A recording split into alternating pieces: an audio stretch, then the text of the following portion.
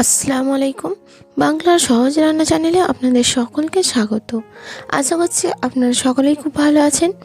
আজকে আমি আপনাদেরকে নতুন একটা সুস্বাদু পটলের রেসিপি তৈরি করে দেখাবো। যখন বারবার পটল খেতে ভালো লাগবে না, তাই নতুন একটা ইউনিক রেসিপি আমার মতো করে তৈরি করে খেয়ে দেখবেন। আশা করছি আপনাদের ভালো লাগবে। তো আমি যে রেসিপিটা তৈরি করব তার জন্য কী উপকরণ নেব সেটা দেখিয়ে দেবো। তার জন্য কিন্তু প্রথম থেকে শেষ পর্যন্ত আমার ভিডিওটা দেখতে থাকুন। তো এখানে আমি দেশি পটল নিয়ে নিয়েছি, দেখতে পাচ্ছেন।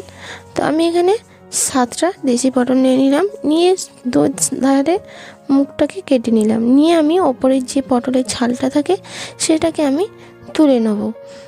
তো বন্ধুরা, পটলের মধ্যে কিন্তু অনেক রকমের রাসায়নিক সার ব্যবহার করা হয়, তাই এই ছালটা তুলে নিলে কিন্তু শরীরেরই শরীরের পক্ষে উপকার, তাই আমি ছালটাকে খুব ভালো করে চেঁচে তুলে নেব। তো প্রথমে কিন্তু আমি পটলটাকে খুব ভালো করে ধুয়ে নিয়েছিলাম। তো আবার আমি ভালো করে ছেঁচে একবার ধুয়ে জলটাকে ঝাড়িয়ে নেব। তো এইভাবে আমার একটা পটল দেখতে পাচ্ছেন ছাড়ানো হয়ে গেছে। আমি আবার একটা দেখিয়ে দিচ্ছি। আমি আলতোভাবে ছুরি দিয়ে আমি এইভাবে চেঁচে আমি পটলের গাটাকে পরিষ্কার করে নিচ্ছি। তো এইভাবে সব পটলগুলোকে পরিষ্কার করে নেব। তো সব পটলগুলো দেখতে পাচ্ছেন খুব ভালোভাবে পরিষ্কার করা হয়ে গিয়েছে। এবার আমি একটা গ্রেটার নিয়ে নিয়েছি। গ্রেটারের যে ছোট অংশটা আছে সেই দিকটা থেকে কিন্তু খুব ভালোভাবে গ্রেটার করে নিতে হবে। আপনারা যেই গ্রেটারই নিন না কেন, এই ছোট অংশটার দিক থেকে কিন্তু খুব ভালোভাবে গ্রেটার করে নেবেন। তো আমি এইভাবে গ্রেটার করে নিয়েছি, দেখতে পাচ্ছেন একদম ছোটটা থেকে খুব সুন্দরভাবে গ্রেটার করা হয়েছে। তো আপনারা কিন্তু করে নেবেন। তো আমি এইভাবে সব পটলগুলোকে গ্রেটার করে নেব।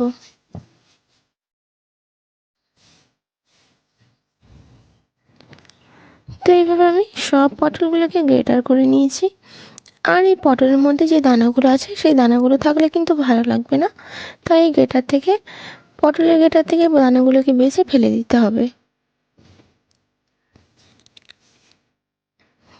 তো এভাবে আমি দেখতে পাচ্ছেন কয়েকটা পটলের দানা আছে, সেগুলোকে কিন্তু ফেলে দিতে হবে, না হলে কিন্তু খাওয়ার সময় ভালো লাগবে না।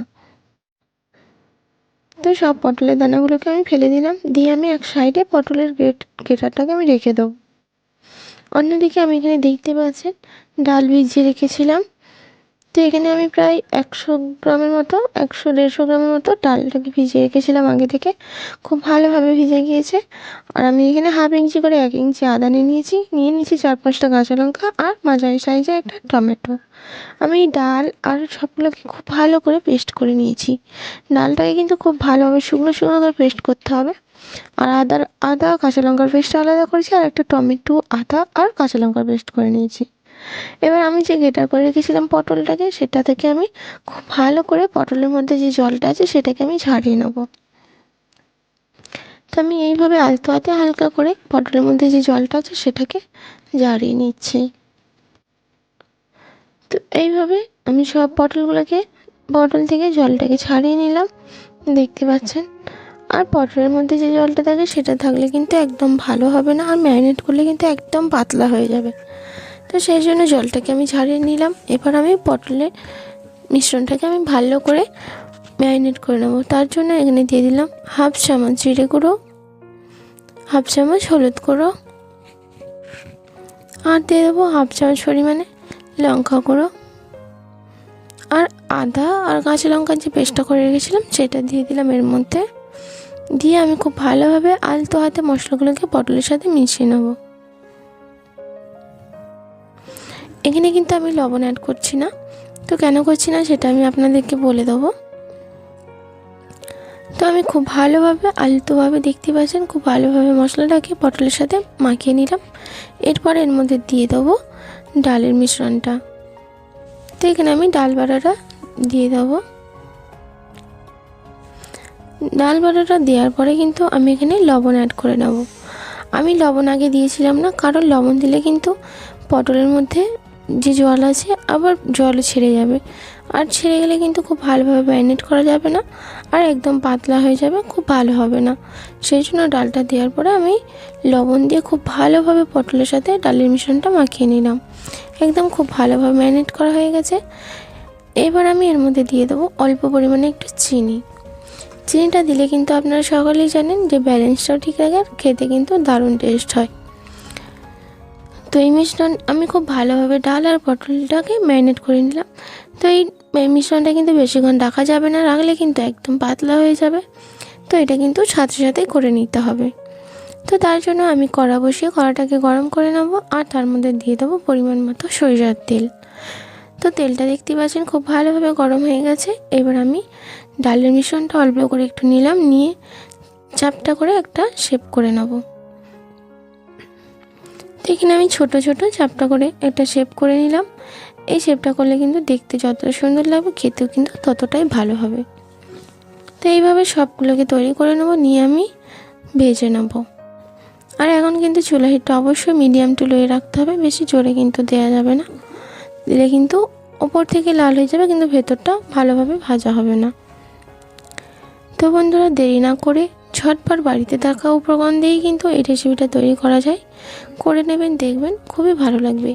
আর এই রেসিপিটা গরম গরম পরোটা, রুটি বা ভাত থেকে কিন্তু খেতে দারুণ লাগে। তাই পটলের রেসিপি তো আপনারা অনেক রকমের করে খেয়েছেন, তাই এরকম ইউনিক নতুন রেসিপি তৈরি করে খেয়ে দেখুন। আশা করছি আপনাদের খুবই ভালো লাগবে। আর আমার চ্যানেলে যদি কেউ নতুন বন্ধু হয়ে এসে থাকেন, অবশ্যই কিন্তু আমার চ্যানেলটিকে সাবস্ক্রাইব করে দেবেন, আর পাশে থাকা বেল আইকনটি প্রেস করে দেবেন, যাতে আমার ভিডিও সবার প্রথমে আপনাদের কাছে পৌঁছে যায়। তো বন্ধুরা, আপনারা দেখতে পাচ্ছেন উল্টে পাল্টে আমি এইভাবে লাল করে এই পটলের কাবাব বা বড়াগুলোকে তৈরি করে নিলাম। এই বড়াগুলো কিন্তু শুধু মুখে খেতে যতটা মজার, আর রান্না করে রুটি পরোটা থেকে খেতেও কিন্তু খুবই দারুণ টেস্ট হয়। তো এইভাবে আমি সব বড়াগুলোকেই তৈরি করে নেব। আর এই বড়াগুলোটা ভাজার সময় কিন্তু একদম আলতোভাবে ভেজে নিতে হবে, চুলার হিটটাকে লো দিয়ে। তো এইভাবে সব বড়াগুলো দেখতে পাচ্ছেন তৈরি করা হয়ে গিয়েছে। এবার আমি বড়াগুলোকে গ্রেভি তৈরি করে নেব। তো তার জন্য কড়ার মধ্যে যে তেলটা আছে সেটার মধ্যে তৈরি করে নেব। এর মধ্যে দিয়ে দিলাম ফোড়নের জন্য একটা তেজপাতা, একটা দারুচিনি, 3টে এলাচ আর 3টে লবঙ্গ, আর দিয়ে দেবো অল্প একটু জিরে। তো আমি সবগুলো দেওয়ার পর একটু ভালো করে ভেজে নেব, যতক্ষণ না সুন্দর একটা ফ্লেভার আসছে। তো তেলের মধ্যে আমি হালকা করে একটু ভেজে নিলাম। এরপরে আমি এর মধ্যে দিয়ে দেবো টমেটো, আদা আর কাঁচা লঙ্কা যে পেস্টটা করে রেখেছিলাম সেটা আমি এর মধ্যে দিয়ে দিলাম। দিয়ে আমি খুব ভালোভাবে তেলের সাথে একটু কষিয়ে নেবো, যতক্ষণ না এই টমেটোর কাঁচা গন্ধটা চলে যাচ্ছে। তো দেখতে পাচ্ছেন বেশ কিছুক্ষণ আমি খুব ভালোভাবে কষিয়ে নিলাম, আর এই মশলা থেকে কিন্তু একদম তেলও ছেড়ে দিয়েছে। এরপরে আমি এর মধ্যে দিয়ে দেবো স্বাদ মতো লবণ, 1/2 চামচ পরিমাণে হলুদ গুঁড়ো, আর দিলাম একটু লঙ্কার গুঁড়ো। তো এখানে আমি কিন্তু কাশ্মীরি লঙ্কাটা ইউজ করলাম। আর দিয়ে দেবো অল্প একটু ধনে গুঁড়ো, আর অল্প একটু জিরে গুঁড়ো, আর দিয়ে দিলাম অল্প পরিমাণে একটু গরম মশলার গুঁড়ো। তো সব মশলাগুলো দিয়ে কিন্তু আমি খুব ভালো করে কষিয়ে নেব। তো এখানে কিন্তু আমি কাশ্মীরি লঙ্কা ব্যবহার করেছি, আপনারা চাইলে এখানে যে যেমন ঝাল খেতে পছন্দ করেন সেরকমভাবে ঝালটা অ্যাড করে নেবেন। তো এর মধ্যে আমি একটু অল্প পরিমাণে জল অ্যাড করে নিলাম। জলটা দেওয়ার পর আমি মশলাটাকে খুব ভালো করে কষিয়ে নেব। জলটা দিলে কিন্তু মশলাটা খুব ভালোভাবে কষানো যায়, দেখতেই পাচ্ছেন। তো আমি এখানে খুব ভালো করে মশলাটাকে কষিয়ে নিলাম, মশলার কালারটাও কিন্তু একদম চেঞ্জ হয়ে গিয়েছে। এরপরে গ্রেভি তৈরি করার জন্য এবার আমি এর মধ্যে দিয়ে দেবো পরিমাণ মতন জল। তো এখানে কিন্তু জলটা আমি যেহেতু গ্রেভি তৈরি করব তাই অল্প গ্রেভি থাকবে, আর জলটা কিন্তু একটু বেশি পরিমাণে দিতে হবে, কারণ ডালের মধ্যে কিন্তু জলটা অনেকটাই শক্ত করে নেয়। তো গ্রেভিটা দেওয়ার পরে জলটা দেওয়ার পর গ্রেভিটা খুব ভালো করে ফুটে গেছে। এরপর আমি এর মধ্যে দিয়ে দিলাম সমস্ত পটলের কাবাব বা বড়াগুলোকে।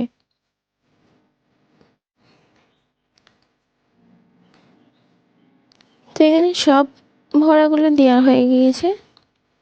দেওয়ার পরে আমি নাড়াচাড়া করে নেবো। নাড়াচাড়া করে নিলাম। এরপরে আমি এর মধ্যে আমার নিজের মতো করে একটা ডিপস নিয়ে নিলাম। তো এখানে আমি দিয়ে দেবো 1 চামচ পরিমাণ ঘি। তো বন্ধুরা, এই ঘিটা কিন্তু দিলে যেহেতু নিরামিষ, এর টেস্টটা কিন্তু দারুণ হবে। তো সেই জন্য আমি এখানে 1 চামচ ঘি দিয়ে দিলাম। ঘিটা দিলে এর সুন্দর একটা ফ্লেভারও আসবে, আর খেতে দারুণ লাগে। তো ঘিটা দেওয়ার পরে আমি ঢাকনা দিয়ে একদম হাই ফ্লেমে দিয়ে আমি 5 মিনিটের মতো কুক করে নেব।